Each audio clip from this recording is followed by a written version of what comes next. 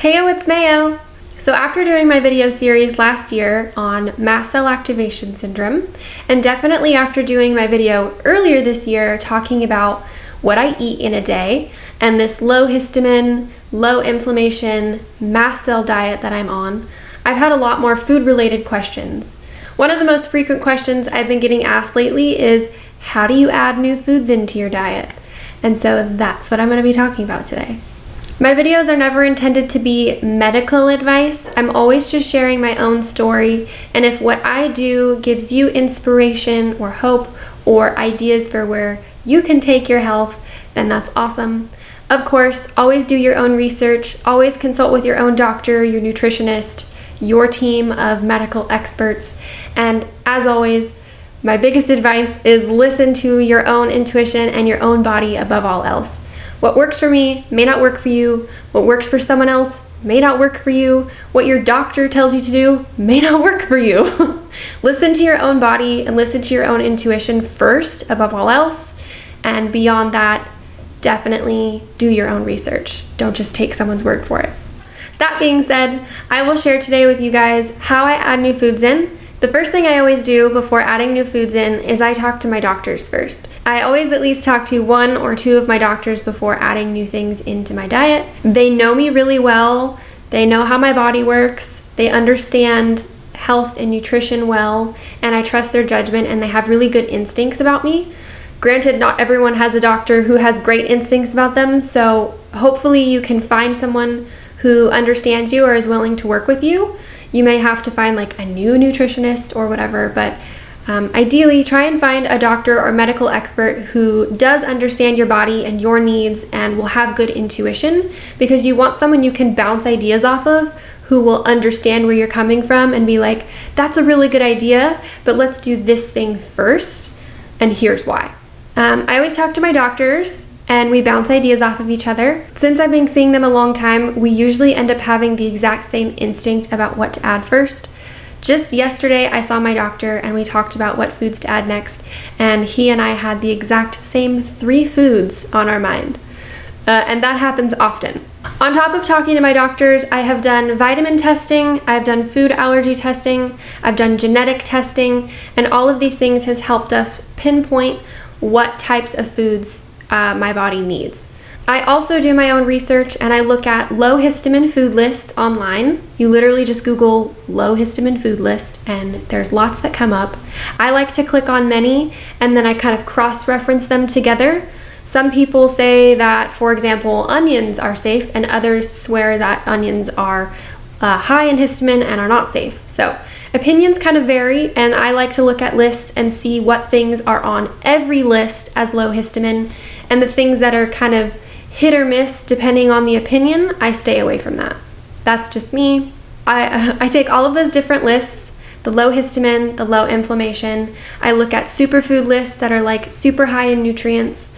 We look at my vitamin list and see what I'm low in, and we search what foods are really high in that food. And then we kind of compile it all together, and I try and find foods that are on every single one of those lists and hit the points. For example, recently I tested low for the vitamin copper. So I looked up foods that are high in copper, and then I looked at foods that are low histamine, low inflammation, and we kind of checkpoint, what foods those are. And then I listen to my own intuition and my own cravings, and I think about what sounds like it will work for me. What do I feel like will work for me? And that's how we figure out what foods to add to my foods to add list. From there on, I kind of think about it for a little bit, what food I want to add next, and then here is the process that I add new foods. On day 1, I literally just take a small little bite of a food and I chew it and I spit it out.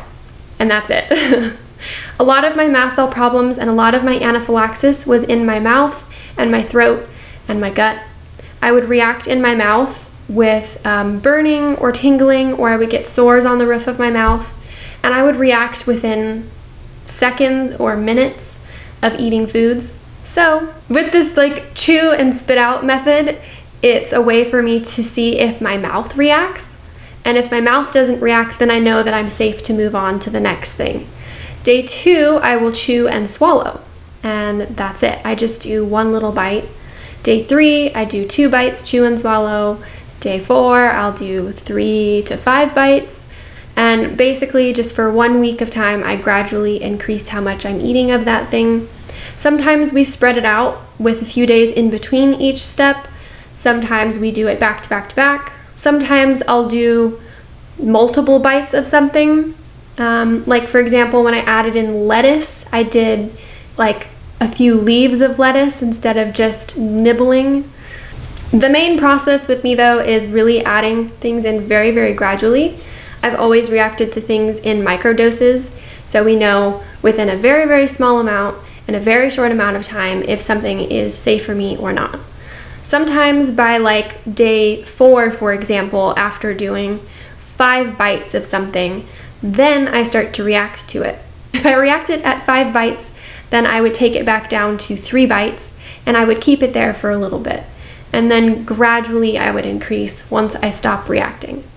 Sometimes I'm eating something and mid-serving, in the middle of eating it, I'll start to react and I just listen to my body and I stop having it. My theory of healing is putting less histamine in the body at a time. Smaller but more frequent meals are a great way to get nutrition with a less amount of histamine at a time, and that's what's worked really well for me. And over time, I've increased my meal sizes, my serving sizes, and as I said, my nutrient levels are all very normal. Some of my best advice is only add one thing at a time. There was a long time in my life where I would add a lot of things at the same time, or within the same week, I would be adding a lot of things, and then I would have an allergic reaction and I wouldn't know what it was to. So, if you're adding only one thing at a time, you know for a fact what you're reacting to and how you're reacting to it. It reduces a lot of the stress involved in adding new things into your diet. With this mast cell stuff, when you're having anaphylaxis to a lot of things, it's very, very important to reduce the stress because stress is a huge trigger for mast cells and it's a huge trigger for a lot of other things. This is the way that I have figured out to have the least amount of stress with adding new foods in or new things, new supplements, new vitamins. I have a very similar process. It's very, very minute and it's slow and gradual, but it's what works best for me and I haven't backtracked at all doing this. Having such a slow pace of adding new things in does take a lot more patience. It's not as quick of a process, but like I said, in the past, I used to get really impatient and add a lot of things quickly, and I suffered health-wise for it a lot for years. So I've done so much better with this baby steps forward pace, and I'm really happy with it. That is today's video. If you guys have any questions, comments, or video requests, please feel free to leave it in the comments below. You can always message me on social media as well. All of my social media links are linked below, as well as my blogs and my businesses. If you guys like this video or like this kind of content, give it a thumbs up and be sure to subscribe to my channel. I will hopefully get back to making videos much more frequently.